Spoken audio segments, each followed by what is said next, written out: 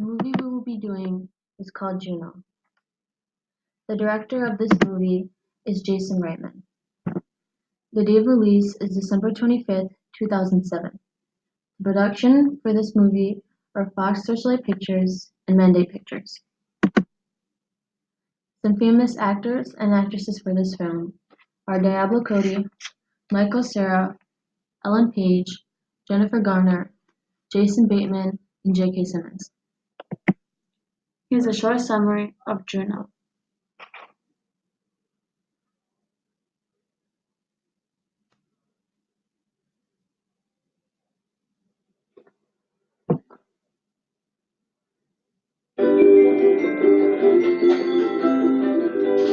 What's the prognosis, Fertile Myrtle? Minus or plus?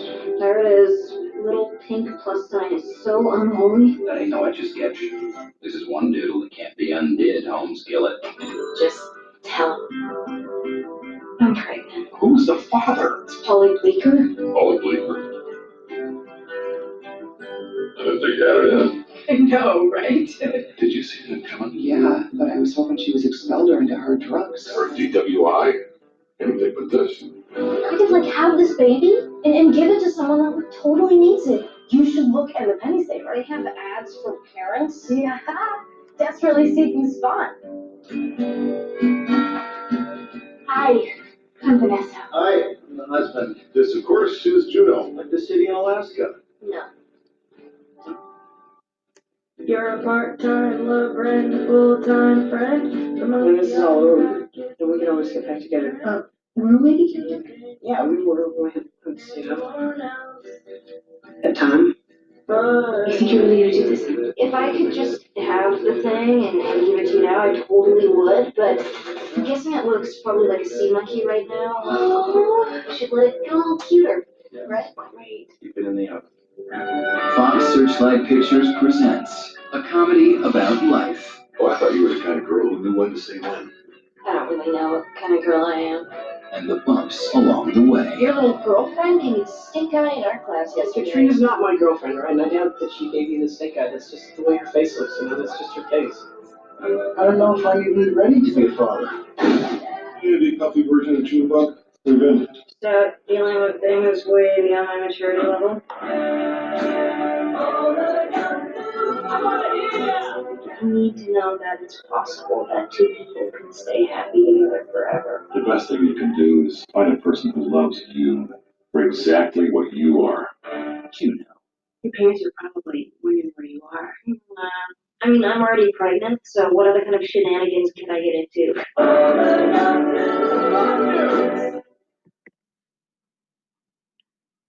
Themes. The main theme is teen pregnancy in Juno. Juno gets pregnant and must deal with it from the very beginning of the film. Another is boundaries. Example of boundaries is when Juno wanders off with Mark into his den to examine his guitars, even though they are in the middle of the meeting with the lawyer who's handling the adoption. Some symbols from this movie begin with the chair.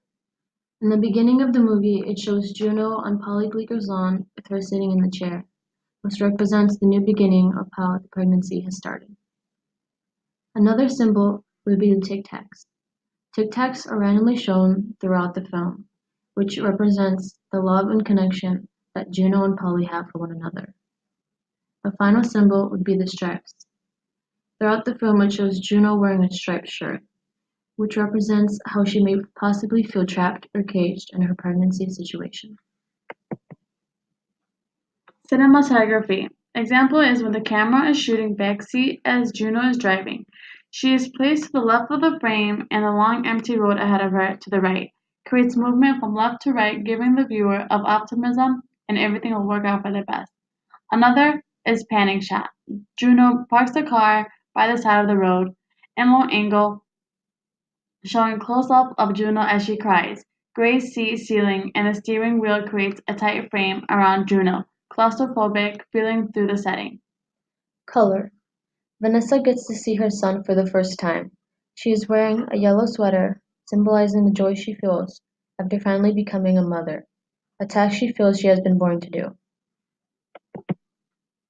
Sound. Ambient sound. This unpleasant sound Well, it's good seeing you. got the point across to tell the viewer about how Juno is feeling on the inside. The crazy sounds she hears makes her visit to the clinic very unpleasant and creates a war inside her mind, telling her to leave.